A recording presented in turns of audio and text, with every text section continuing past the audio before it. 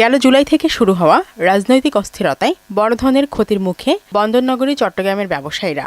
বড় বড় ব্যবসায়ীরা কার্যক্রম চালিয়ে গেলেও বেশি ক্ষতিগ্রস্ত হয়েছেন ক্ষুদ্র ব্যবসায়ীরা। গেল ১.৫ মাসের অস্থিরতায় চট্টগ্রাম নগরীতে অন্তত ২৬ দিন দোকানপাট বন্ধ রাখতে হয়েছে বলে দাবি ব্যবসায়ীদের। এতে লোকসান গুনতে হয়েছে তাদের। ব্যবসা করতে পারি নাই, কিন্তু কর্মচারীর বেতন তো নিজের থেকে হলেও, ব্যবসা না হলেও কর্মচারীর বেতন তো দিতে হবে। ২-৪ দিন টোটালে ব্যবসা ছিল না, আগের তুলনায় হিসেব করলে ব্যবসা নাই বললে চলে। তবে এখন দোকানপাট খুললেও স্বাভাবিক অবস্থায় ফেরেনি বলে জানিয়েছেন ব্যবসায়ী নেতারা।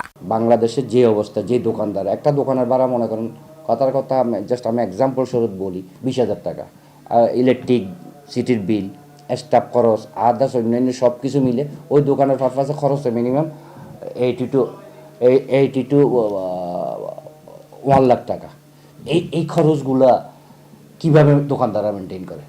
কিন্তু এই দুঃখটা কেউ ব্যবসায়ী বড় বড় নেতৃবৃন্দ যারা আছে ওরা এগুলো বোঝার চেষ্টা করে না, এবং তোকে এত খোলামেলা ডিটেলস বলাও যায়। তা আমাদের দুর্ভাগ্য হচ্ছে যে কোভিডের যে ৩-৪ বছরের যে একটা শ্লথগতি, ওইটা কাটিয়ে ওঠার আগেই দেশে বিভিন্ন সময় আবার আন্দোলন সংগ্রামের যে দুর্যোগ চলছে।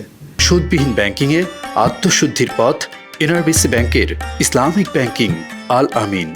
এতে আমরা বেশি ক্ষতিগ্রস্ত। দ্রুত সংকট কাটিয়ে ওঠার আশা করছেন ব্যবসায়ী সহ সাধারণ মানুষ।